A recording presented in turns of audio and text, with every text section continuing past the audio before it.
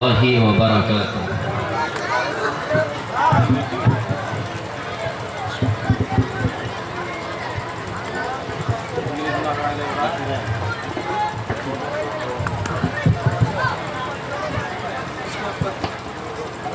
الحمد لله رب العالمين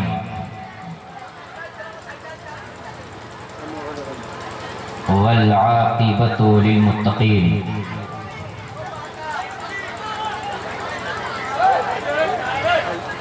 والصلاة والسلام على رسوله الكريم أما بعد فأعوذ بالله من الشيطان الرجيم بسم الله الرحمن الرحيم قد جاءكم من الله نور صدق الله العظيم وصدق رسوله النبي الأمين المكين المبين الكريم ونحن على ذلك لمن الشاهدين والشاكرين والحمد لله رب العالمين.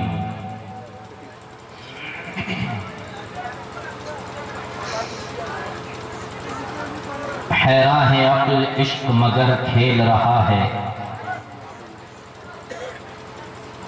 حیراں ہے عقل عشق مگر کھیل رہا ہے، انگشت رسالت سے قمر کھیل رہا ہے.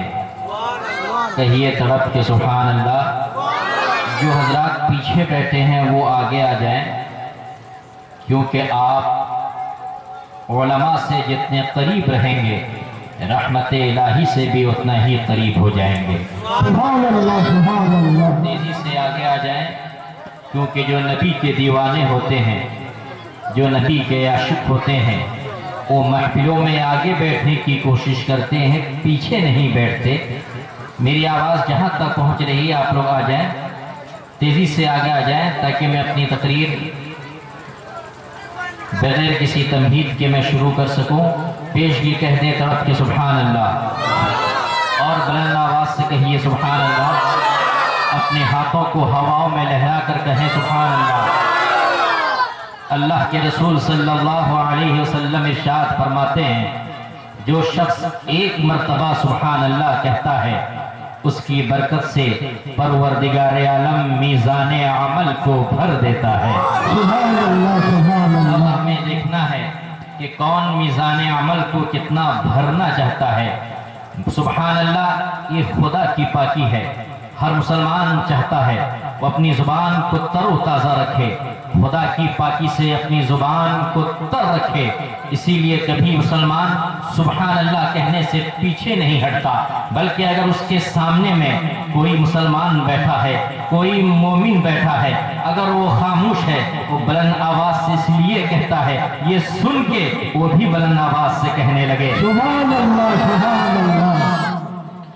میری آواز اور میری زبان کے حوالے سے میری پوری کوشش رہے گی کہ آپ اردو زبان صحیح سے سمجھیں، کیونکہ آپ کی زبان بنگلہ ہے اور میری تقریر کی عادت ہے میں بہت کم ہی ٹھہر کر بول پاتا ہوں.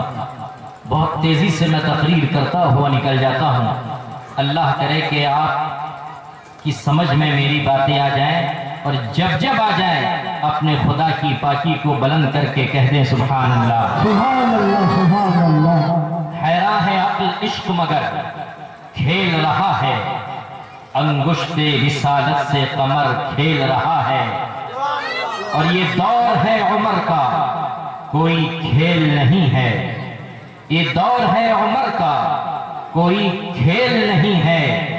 بکری کے ساتھ شیر ببر کھیل رہا ہے. آئیے ہم اور آپ اس بارگاہ رسول میں خراج عقیدت پیش کریں گے جن کے اشارے سے ساری کائنات گردش کر رہی ہے. جب نگاہیں اڑتی ہیں تو مادی طاقتوں کو پسینہ آنے لگتا ہے.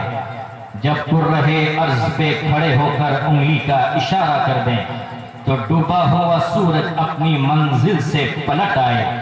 جب کسی کھاری کنویں میں اپنا لعاب دہن ڈال دیں وہ کنواں ہمیشہ کے لیے چشمہ شیریں بن جائے۔ الحمدللہ 20 دن پہلے مدینے سے میری واپسی ہوئی ہے۔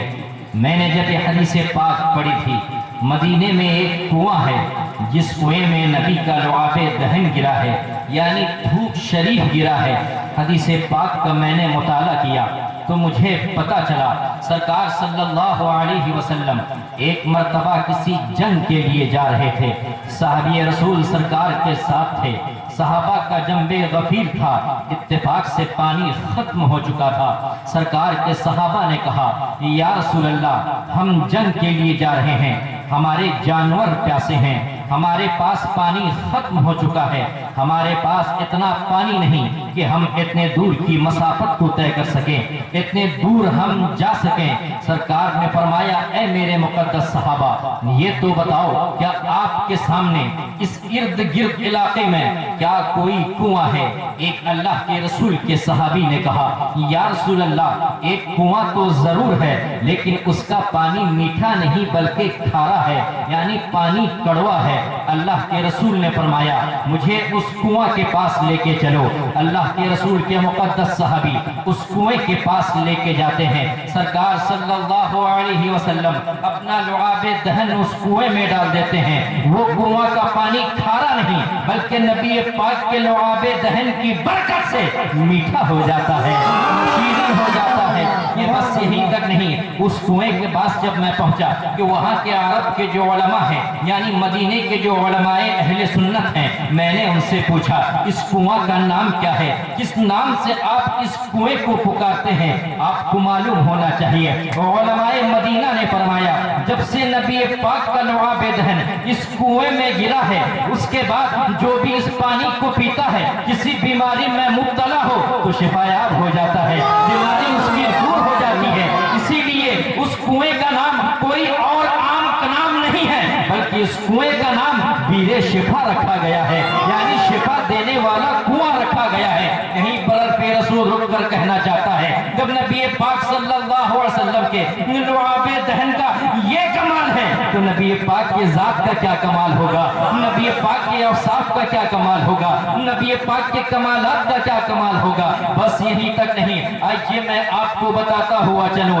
وہ نبی جس کی حکومت چاند کی چاندنی پر ہے، وہ نبی جس کی حکومت سورج کی روشنی پر ہے، وہ نبی جس کی حکومت ستاروں کی انجمن پر ہے، وہ نبی جس کی حکومت کہکشاں کے جمال پر ہے، وہ نبی جس کی حکومت عرش و کرسی پر ہے۔ اور آگے بڑھیں، قرآن مجید میں پروردگار عالم نے اپنے حبیب پاک کو کئی کئی القابات سے نوازا ہے۔ کہیں فرمایا ہے یا ایھا المدثر، کہیں فرمایا ہے یا ایھا المزمل، کہیں فرمایا ہے بشیر و نذیر، کہیں نبی کو مخاطب کیا ہے تو محمد رسول اللہ کہا ہے۔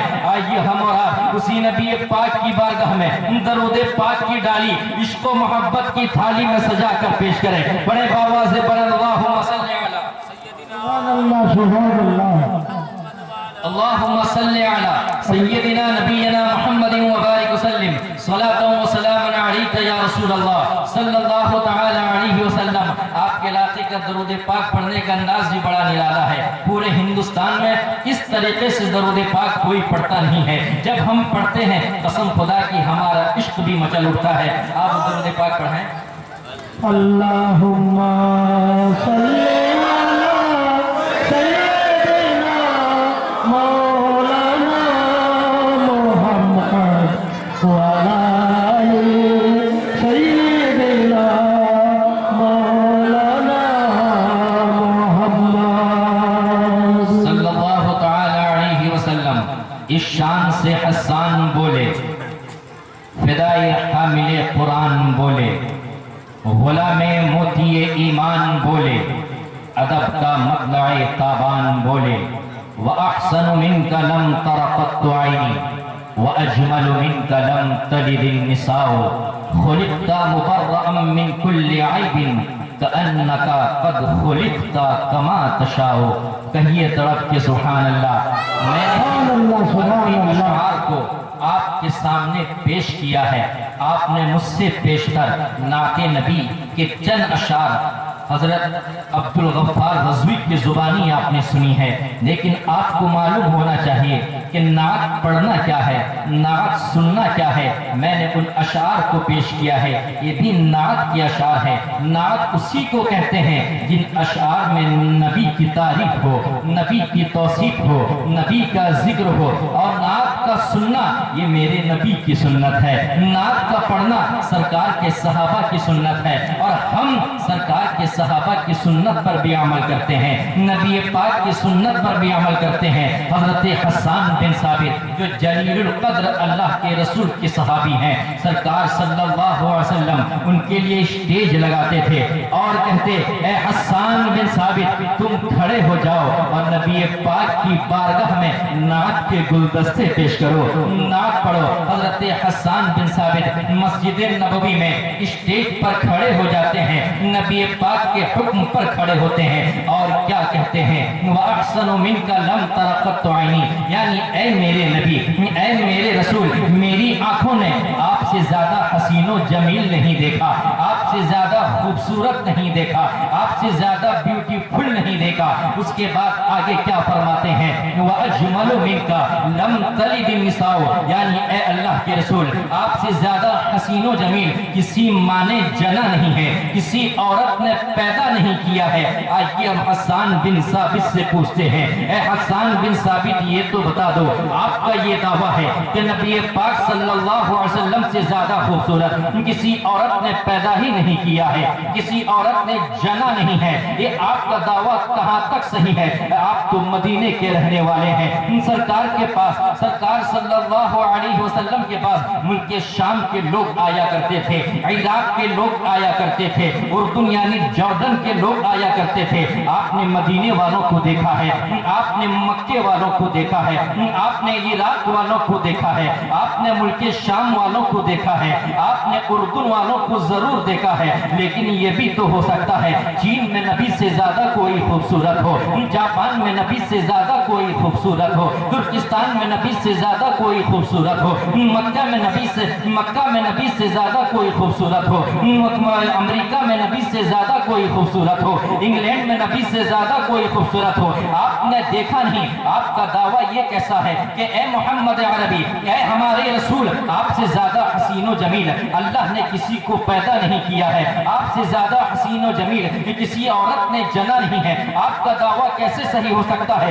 یہ بھی تو ہو سکتا ہے کہ ہندوستان کا رہنے والا نبی سے زیادہ خوبصورت ہو، پاکستان کا رہنے والا نبی سے زیادہ خوبصورت ہو، چین کا رہنے والا نبی سے زیادہ خوبصورت ہو، جاپان کا رہنے والا نبی سے زیادہ خوبصورت ہو، ترکی کا رہنے والا نبی سے زیادہ خوبصورت ہو، جاپان کا رہنے والا نبی سے زیادہ خوبصورت ہو، انگلینڈ کا رہنے والا نبی سے زیادہ خوبصورت ہو، امریکہ کا رہنے والا نبی سے زیادہ خوبصورت ہو، ساؤتھ افریقہ کا رہنے والا نبی سے زیادہ خوبصورت ہو۔ لیکن حسان بن ثابت کا جواب سنو، حرف رسول سن، میں اپنی زبان نہیں بول رہا ہوں، اگر میں بول رہا ہوں تو حضرت جبرائیل کی زبان بول رہا ہوں۔ حضرت جبرائیل تشریف فرما ہے، نبی پاک نے پوچھا اے جبرائیل یہ تو بتاؤ تو نے مجھ سے زیادہ خوبصورت کسی کو دیکھا ہے کہ نہیں؟ حضرت جبرائیل فرماتے ہیں قلبت الارض مشارقها ومغاربها لم ارى مثل محمد۔ وہ یہ کہ حضرت جبرائیل یہ کہہ رہے ہیں یا رسول اللہ میں نے پورب کو دیکھا، میں نے پچھم کو دیکھا، میں نے اتر کو دیکھا، میں نے جنوب کو دیکھا، میں نے شمال کو دیکھا، میں نے جنوب کو دیکھا، لیکن اے محمد عربی میں نے آپ سے زیادہ حسین و جمیل، آپ سے زیادہ خوبصورت میں نے کسی کو پایا ہی نہیں۔ یہی بولے سدرا والے چمنے جہاں کے تھالے، سبھی میں نے چھان ڈالے تیرے پائے کا نہ پایا۔ گویا کہ پتہ یہ چلا نبی پاک سے زیادہ خوبصورت کوئی ہے ہی نہیں، نبی پاک سے زیادہ حسین کوئی ہو ہی نہیں سکتا۔ ارے کیسے ہو سکتا ہے؟ نبی پاک کی ذات وہ ہے، نبی پاک وہ ہے جن کے صدقے میں پوری کائنات بنائی گئی ہے۔ یہ جو زمین پر آپ بیٹھ رہے ہیں یہ نبی پاک کا ہی صدقہ ہے، یہ جو آسمان کے شامیانے میں آپ بیٹھے ہیں یہ نبی پاک کا صدقہ ہے، یہ جو سورج آپ کو روشنی دیتا ہے یہ بھی نبی پاک کا کا صدقہ ہے یہ جو چاند کی روشنی آپ کو ملتی ہے، یہ بھی نبی پاک کا صدقہ ہے۔ یہ جو ستاروں کی انجمن آپ دیکھتے ہیں، یہ بھی نبی پاک کا صدقہ ہے۔ یہ جو دریا کی روانی ہے، یہ نبی پاک کا صدقہ ہے۔ یہ جو سمندر کی طغیانی ہے، یہ نبی پاک کا صدقہ ہے۔ اور آگے بڑھے، حضرت آدم نبی پاک کے صدقے میں ہے، حضرت شیس نبی پاک کے صدقے میں ہے، حضرت نوح نبی پاک کے صدقے میں ہے، حضرت اسماعیل نبی پاک کے صدقے میں ہے، حضرت ابراہیم نبی پاک کے صدقے میں ہے، حضرت عاد نبی پاک کے صدقے میں ہے، حضرت سمود نبی پاک کے صدقے میں ہے۔ اور آگے بڑھے، حضرت ابو بکر نبی پاک کے صدقے میں ہے، حضرت عمر نبی پاک کے صدقے میں ہے، حضرت عثمان نبی پاک کے صدقے میں ہے، حضرت علی نبی پاک کے صدقے میں ہے، مولا علی نبی پاک کے صدقے میں ہے، حسین کریمین نبی پاک کے صدقے میں ہے۔ وہ کیسے نہ ہو؟ اللہ تعالیٰ فرماتا ہے، حدیث قدسی کہتی ہے، بس زبان نبی سماعت فرمائے، اللہ کے رسول فرماتے ہیں، اول ما خلق اللہ نوری وکل خلائق من نوری وانا من نور اللہ، یعنی اللہ نے سب سے پہلے میرے نور کو پیدا فرمایا ہے اور میرے نور سے ساری کائنات کو پیدا فرمایا ہے اور میں اللہ کا نور ہوں۔ آئیے آپ کو بتاتا ہوا چلو، پروردگار عالم تو اس چیز پر قادر تھا، اگر وہ چاہتا اپنے نور سے اس زمین کو بنا سکتا تھا، اگر وہ چاہتا اس آسمان کو اپنے نور سے بنا سکتا تھا، اگر وہ چاہتا ستاروں کی انجمن کو اپنے نور سے بنا سکتا تھا، اگر وہ چاہتا کہکشاں کے جمال کو اپنے نور سے بنا سکتا تھا، اگر وہ چاہتا عرش و کرسی کو اپنے نور سے بنا سکتا تھا،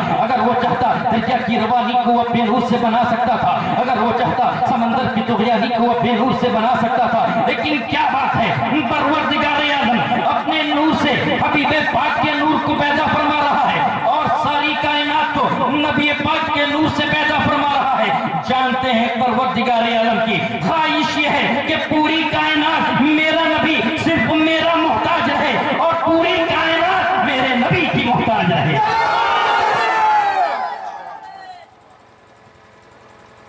یہ نعرہ لگانا حضرت علی کی سنت ہے، کہیں تڑپ کے سبحان اللہ، کیونکہ نعرہ جب آدمی لگاتا ہے کس کی صدا بلند ہوتی ہے؟ اللہ اکبر کی صدا بلند ہوتی ہے، یعنی اللہ بڑا ہے، یہ ہمارا عقیدہ ہے۔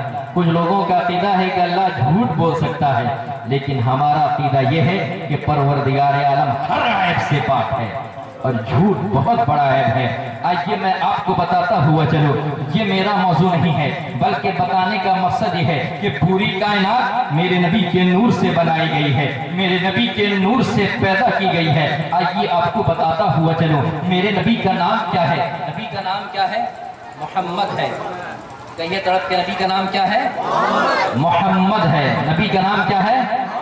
بلند آواز سے کہیں، یہ نام ایسا ہے کہ جب زبان پر آ جائے تو زبان پہ چاشنی آ جاتی ہے۔ کسی شاعر نے کیا خوب کہا ہے، تیرا نام پاک آقا ہے شہد سے زیادہ میٹھا، جب میری زبان پہ آئے مجھے چاشنی ملی ہے۔ میرے نبی کا نام کیا ہے؟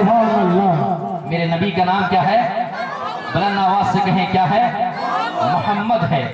یہ محمد ہے کیا؟ آج صرف ہندوستان نہیں، ہندوستان سے لے کر امریکہ تک، امریکہ سے لے کے جاپان تک، جاپان کے حوالے سے میں آپ کو بتا دوں، جاپان وہی ملک ہے جس نے سب سے پہلے ہماری ماں اور بہنوں پر پردہ میں رہنے کی حوالے سے یہ پابندی عائد کیا تھا کہ اس ملک میں کوئی بھی عورت برقع نہیں پہن سکتی، حجاب نہیں لگا سکتی، اور یہ وہی ملک ہے جس نے سب سے پہلے قرآن کی تلاوت پر پابندی عائد کیا تھا۔ گویا کہ پتہ یہ چلا پوری دنیا کی یہ کوشش ہے اسلام کو مٹا دیا جائے، اسلام کے لائے ہوئے پیغامات کو ختم کر دیا جائے۔ میرے نبی نے جو پیغامات آپ کے سامنے رکھے ہیں اسے نست و نابود کر دیا جائے، اسے مٹا دیا جائے۔ لیکن آپ کو سرسری طور سے بتاتا ہوا چلو، یہ لفظ محمد ہے، لفظ محمد میں میم ہے، ہا ہے، میم ہے، پھر دال ہے۔ لفظ محمد کے میم کو نکال دو تو حمد بچ رہا ہے۔ حمد کے معنی تعریف کے ہوتا ہے، حمد کے معنی توصیف کے ہوتا ہے۔ اور آگے بڑھے، لفظ محمد کے ہا کو نکال دیں، یعنی مد بچ رہا ہے۔ مد کے معنی کھینچنے کے ہوتا ہے، جب آپ بچپن میں کسی عالم کے پاس پڑھنے گئے ہوں گے، انہوں نے آپ سے ضرور کہا ہوگا بیٹا جہاں پر مد آ جائے وہاں تھوڑا کھینچ لیا کرو، اپنی آواز کو اونچائی کی جانب لے جایا کرو۔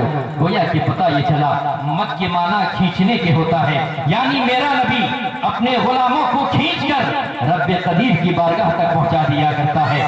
اور آگے بڑھیں، لفظ محمد ہے، لفظ محمد کے دوسرے میم کو نکال دیں تو دال بچ رہا ہے۔ دال کے معنی رہبر کے ہوتا ہے، دال کے معنی رہنما کے ہوتا ہے، دال کے معنی گائیڈ کے ہوتا ہے، یہ بھی معنی دار ہے۔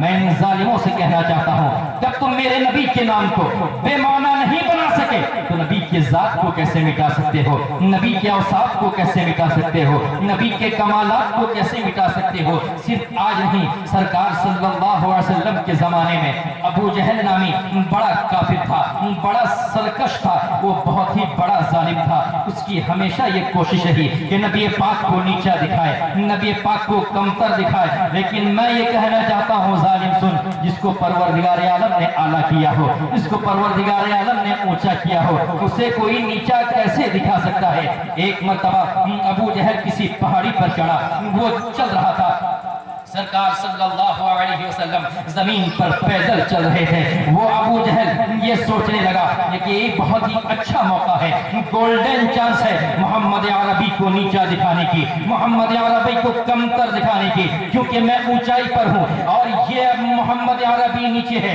اس نے کہا اے محمد عربی، میں نے توریت پڑھی ہے، میں نے تاریخ کے اوراق الٹ کر دیکھے ہیں، جو نبی ہوتا ہے وہ اعلیٰ ہوتا ہے، جو رسول ہوتا ہے وہ اعلیٰ ہوتا ہے، جو پیغمبر ہوتا ہے وہ اونچا ہوتا ہے۔ تو کیسا نبی ہے؟ تو نیچے ہے، میں اونچا ہوں۔ وہ آیا آپ کو بتاتا ہوا چلو، اگر آپ میں سے کوئی کسی کے چھت پر کھڑا ہو جائے اور یہ کہے کہ سن لو میں تم سے اونچا ہوں، میں تم سے اعلیٰ ہوں، آپ یہی کہیں گے کہ یہ پاگل ہو چکا ہے، اس کا دماغ کام نہیں کر رہا ہے۔ لیکن ابو جہل نے کیا کہا؟ اے محمد عربی، تم کو میں نے توریت پڑھی ہے، جو نبی ہوتا ہے وہ اعلیٰ ہوتا ہے، جو نبی ہوتا ہے وہ بالا ہوتا ہے۔ تو کیسا نبی ہے؟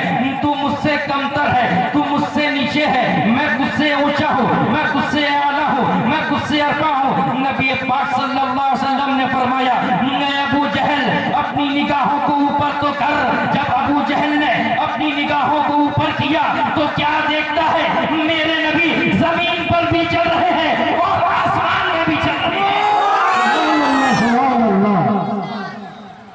میرے نبی کی شان یہ ہے، تم انہیں جتنا نیچا دکھاؤ گے پروردگار عالم ان کو اتنا ہی ترقی دیتا جائے گا۔ اور آئیے آپ کو بتاتا ہوا چلو، حدیث پاک کہتی ہے اللہ کے رسول صلی اللہ علیہ وسلم کے زمانے میں ایک روکانہ نامی پہلوان تھا، بڑا نامی پہلوان تھا۔ اس کے پہلوانی کی شہرت پورے مکے میں تھی۔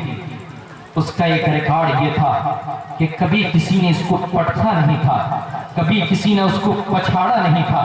نبی پاک صلی اللہ علیہ وسلم کے پاس آنے سے پہلے ابو جہل نے کہا، ابو جہل نے کہا کہ اے رکانا، یہ جو محمد عربی ہے اس کا یہ کہنا ہے کہ لات کو مت پوجو، عزا کو مت پوجو، حبل کو مت پوجو، یہ معبودان باطل ہیں، ان کی پرستش نہیں ہو سکتی، صرف ایک خدا کی پرستش کرو، ایک خدا کو مانو، ایک خدا کے سامنے سجدہ کرو۔ یہ ہمارے معبودان کو، یہ ہمارے معبودوں کو یہ باطل قرار دیتے ہیں، ہمارے معبودوں کو یہ پوجنے سے منع کرتے ہیں۔ تم تو نامی پہلوان ہو، بہت ہی اچھا موقع ہے، تم جاؤ اور محمد عربی سے کہو، عبداللہ کے بیٹے سے کہو، اگر تم نبی ہو، اگر تم رسول ہو، اگر تم پیغمبر ہو تو میرے ساتھ پہلوانی کرو، میرے ساتھ کشتی کھیلو۔ محمد عربی یعنی ہمارے نبی سرکار صلی اللہ علیہ وسلم کے پاس جناب رکانہ آتے ہیں، انہیں بات سمجھ میں آ جاتی ہے